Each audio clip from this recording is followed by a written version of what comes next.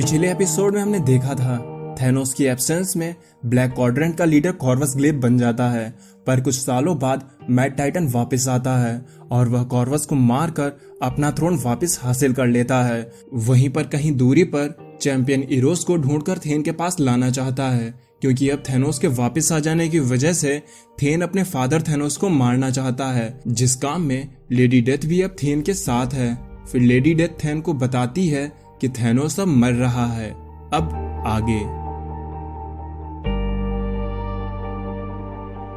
कहानी की शुरुआत में हमें न्यूला नाम का प्लेनेट दिखाया जाता है। ये प्लेनेट जरूरतमंद और बीमार लोगों के लिए एक जन्नत जैसा था, और सेंट्रॉन सिस्टम में बसे इस प्लेनेट के लोगों ने कभी ये नहीं सोचा था कि यहाँ पर कोई वॉर भी हो सकती है। इस प्लेनेट पर ढेर सारे एग्जॉटिक प्लांट्स और वेजिटेशन उगते हैं, और इन्हीं प्लांट्स की वजह से ये प्लेनेट पूरी गैलेक्सी में मशहूर था, क्योंकि इन प्लांट्स में मौजूद है मेडिसिनल और हीलिंग प्रॉपर्टीज। इस प्लेनेट जैसी गैलेक्सी में कोई और जगह नहीं थी, और ना ही इतनी सुंदर और ना ही इतनी मैजेस्टिक, और इसीलिए यूनिवर्स से कई सारे एलियंस यहाँ पर आते हैं ताकि वो इन प्लांट्स की मेडिसिनल प्रॉपर्टी से खुद को हील कर सकें। और इसी प्लेनेट की तरह ही यहाँ के रहने वाले बहुत ही शांत और दयालु किस्म के थे, और उनके जीवन का बस एक ही मकसद था कि वो अपने जीवन दूसरों की सेवा में बिता सकें। और इसी वजह से यहाँ पर इंडस्ट्रियल रिवॉल्यूशन की वजह से यहाँ के एनवायरनमेंट को कोई नुकसान नहीं हुआ, और यहाँ के लोगों को कभी भी पॉल्यूशन का सामना नहीं करना पड़ा। और इनके ये गांव हजारों सालों से पुराने थे, और यहीं पर वो अपना सारा नॉलेज अपनी यंग जनरेशन को ट्रांसफर किया करते थे। और जब यहाँ के एल्डर्स बूढ़े हो जाते तो यहाँ के यंग लोग उन्हें नर्स करके उनको नेक्स्ट लाइफ तक ले जाते थे, और ऐसा माना जाता है कि उनकी स्पिरिट्स को यहाँ की सॉइल एब्जॉर्ब कर लेती है और वो फिर से रिबॉर्न होते हैं। और इसी वजह से यूनिवर्स में शायद ही ऐसी कोई जगह मौजूद होगी जो न्यूला जितनी खूबसूरत हो। लेकिन इस जगह को भी किसी की नजर लग गई, क्योंकि अब वहां पर आ पहुंचा है थैनोस, जो कि अब नाखुश है और वो मर रहा है। और यहाँ तक कि न्यूलन्स का हजारों साल पुराना नॉलेज भी थैनोस के काम नहीं आया, जिस वजह से थैनोस ने गुस्से में अकेले ही उस हंसते खेलते प्लेनेट को कब्र में बदल दिया। फिर तभी सीन शिफ्ट होता है और हमें दिखाई जाती है एक स्पेसशिप, जिसमें कुछ एलियंस कलेक्टर के लिए एक कार्गो ले जा रहे हैं। पर तभी उनको अपने बगल में एक और पायरेटेड शिप नजर आती है, और दूसरा एलियन उस शिप को पहचान जाता है कि ये किसकी शिप है। तब वो एलियन बोलता है ये कोई साधारण पायरेट शिप नहीं है, क्योंकि इस शिप में है नेबुला, जिसे देखते ही वो लोग उस पर तुरंत फायर करने स्टार्ट कर देते हैं, क्योंकि अगर कलेक्टर तक उसका सामान नहीं पहुंचा तो वह इन्हें खत्म कर देगा। और फिर हमें दिखती है नेबुला, जो स्पेस सूट पहन के शिप के गेट पर खड़ी होती है और अपने शिप के एआई सिस्टम को बोलती है मुझे इसी स्पीड में आगे की ओर जाना है, और ये बात तुम भूलना मत। और अगर इसने सही से काम नहीं किया तो वो चाहे जहां भी छिप ले, मैं उसे ढूंढकर खत्म कर दूंगी। जिसके बाद नेबुला सामने वाली शिप की ओर कूद जाती है, जिसपे उसकी शिप बोलती है भूलना तो मेरी प्रोग्रामिंग में ही नहीं है। फिर नेबुला उस शिप में अंदर की ओर घुस जाती है, जहां से वो उस कार्गो को उठा लेती है जो कलेक्टर के लिए जा रहा होता है, और ऐसा करने में वह उस शिप के पायलट को भी न्यूट्रलाइज कर देती है। जिसके बाद नेबुला अपने शिप की तरफ आने लगती है, लेकिन बीच रास्ते में ही वो इरोस से टकरा जाती है। इरोस नेबुला को पकड़कर बोलता है वैसे तो मेरा तुमसे यहीं पर बात करने का बहुत मन है, लेकिन मेरा वो दोस्त थोड़ा जल्दी में है, तो क्या तुम मेरे साथ टाइटन पर चलोगी? जिसपे नेबुला बोलती है तुम्हें जहां भी चलना है जल्दी चलो, क्योंकि ये शिप अभी एक्सप्लोड होने वाली है। इसके बाद सीन शिफ्ट होता है और हमें शियार एम्पायर के अंडर एक मून दिखाया जाता है जिसका नाम है गिलग्रैथ, और यहाँ पर अभी अभी एक शिप उतर रही है। इसके साथ हमें यह भी बताया जाता है गिलग्रैथ पर यह बेस शियार एम्पायर के अंडर आता है, और यहाँ पर दुनिया के ब्रिलियंट साइंटिस्ट अपनी रिसर्च करते हैं, और ये जगह ब्रिलियंट माइंड लोगों से भरी हुई है।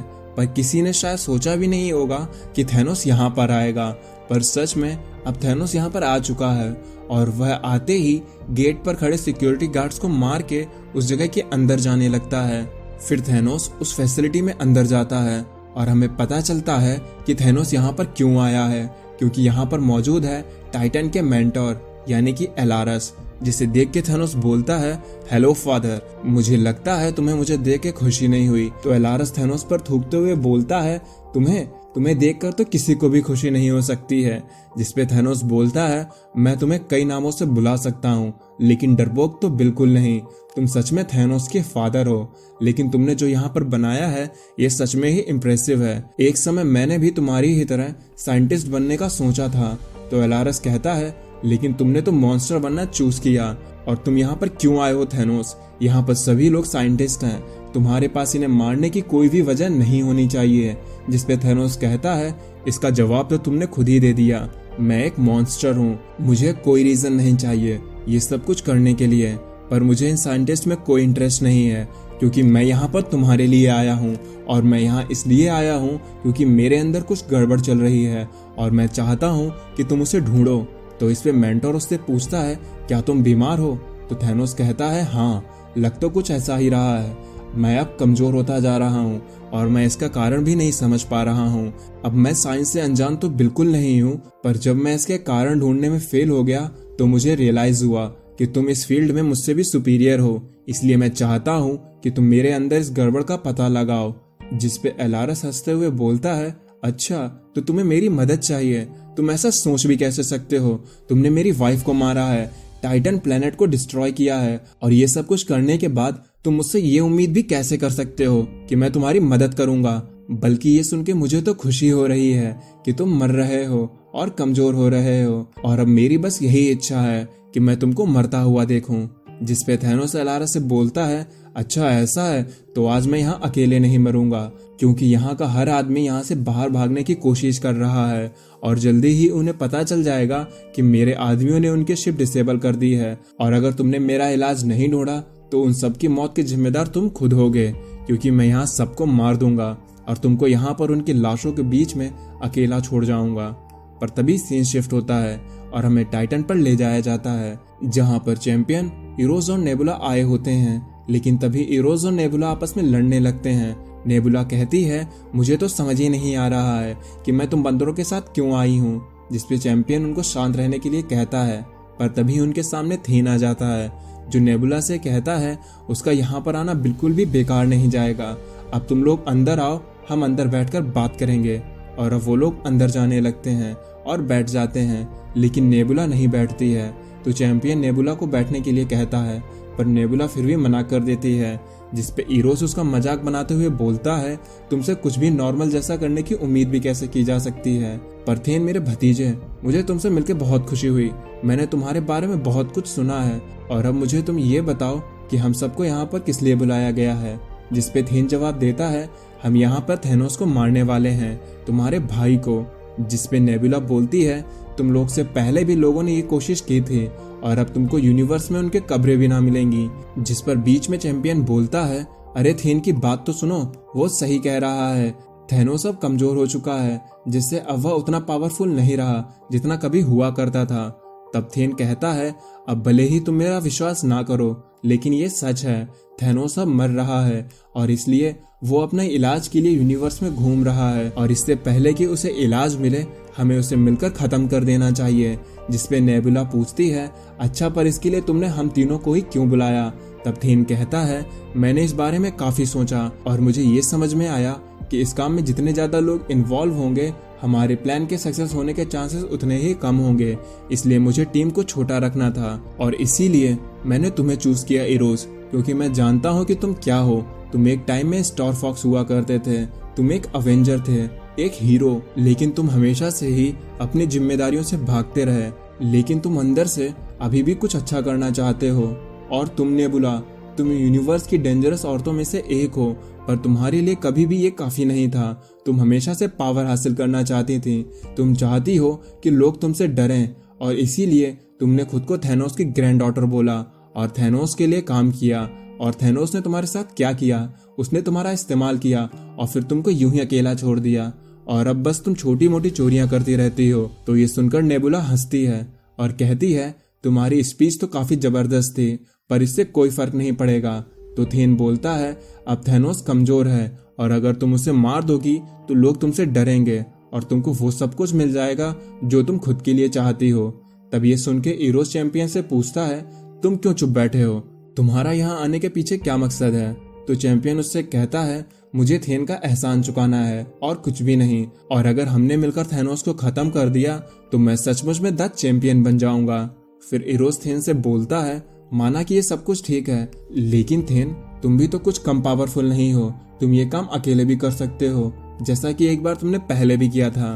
तब थेन कहता है, मैं अब उतना पावरफुल नहीं रहा जितना कभी पहले हुआ करता था, इसीलिए मुझे तुम तीनों की जरूरत है। तो इरोस कहता है, इसके लिए हमारे पास कोई प्लान होगा। तो नेबुला भी बोलती है, हाँ, क्योंकि थैनोस कितना भी वीक क्यों ना हो जाए, उससे सीधे सीधे भिड़ना एक सुसाइड होगी। तो थेन कहता है, ये तुमने सही बोला, क्योंकि अगर हमें थैनोस को हराना है तो हमें एक प्लान की जरूरत होगी, और इसके लिए हमें एक चीज की जरूरत पड़ेगी जो कि टेरेक्स द टेरेबल के पास मौजूद है, गिलग्रैथ प्लैनेट। यहाँ पर एलारस थैनोस के ब्लड सैंपल से उसकी बॉडी में मौजूद बीमारी का पता लगाने की कोशिश कर रहा है, पर इस काम में थैनोस का पेशेंस अब खत्म होता जा रहा है। थैनोस गुस्साते हुए पूछता है, तुम्हें अब और कितना वक्त चाहिए? तो एलारस कहता है, मैंने आज तक बीमारी को इतना तेजी से फैलते हुए नहीं देखा है। ऐसा लग रहा है कि तुम्हारा अपना ही शरीर तुमको अंदर से खत्म कर रहा है और तुमको गॉड कैंसर हुआ है। तो इस पे थैनोस पूछता है, मेरे पास अब कितना समय बचा है? तो एलारस कहता है, अगर ये सब कुछ ऐसा ही चलता रहा तो तुम्हारे पास कुछ ही हफ्तों का समय बचा हुआ है। तो थैनोस कहता है, मेरा मतलब ये था कि इसका क्योर बनने में तुमको कितना समय लगेगा? तो एलारस बोलता है, क्या तुम पागल हो गए हो? तुम्हारे डेविएंट बॉडी को ही समझने में हमको सालों लग जाएंगे, तो तुम इसके जल्दी से क्योर के बारे में सोच भी कैसे सकते हो? और अभी तक हमने इसके इलाज के बारे में सोचा भी नहीं है। तो थैनोस गुस्साते हुए बोलता है, इसको रोकने के लिए कोई तो तरीका होगा। तो एलारस बोलता है, तरीका तो है, लेकिन इसके लिए हमें समय चाहिए और वो तुम्हारे पास बिल्कुल नहीं बचा है। जिस पे थैनोस एलारस को गर्दन से पकड़ लेता है और बोलता है, तो इसका मतलब ये है कि तुम अब मेरे किसी काम के नहीं रहे, तुमने मुझे डिसअपॉइंट किया है।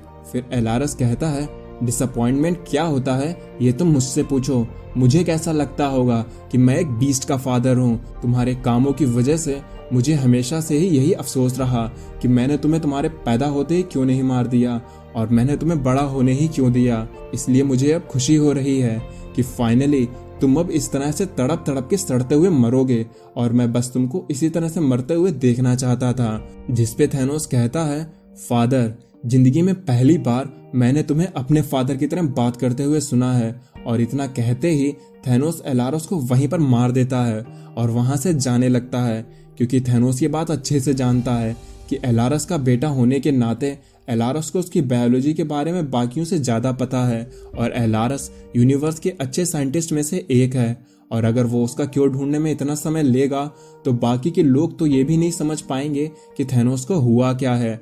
लेकिन थैनोस जैसे ही उस फैसिलिटी से बाहर निकलता है, उस पर जोर से हमला हो जाता है और जब थैनोस पीछे पलटता है तो वह देखता है कि उसको रोकने के लिए अब शियार एम्पायर के इंपीरियल गार्ड्स वहां पर पहुंच चुके हैं, जो थैनोस से बोलते हैं, यू आर अंडर अरेस्ट। और अब क्या थैनोस का अंत पास है? क्योंकि थैनोस को गॉड कैंसर है जिससे कोई भी नहीं बच सकता। और थैनोस की इस कमजोर हालत में उसके सामने शियार एम्पायर के गार्ड्स हैं, जो यूनिवर्स में सबसे ताकतवर लोगों का एक ग्रुप है। तो आपको ये एपिसोड कैसा लगा, ये बात आप हमें कमेंट में जरूर बताएं। वीडियो पसंद आई हो तो इसे लाइक करें। अब मैं चलता हूँ, आप मेरी बाकी की वीडियोस एंजॉय करें और खुश रहें।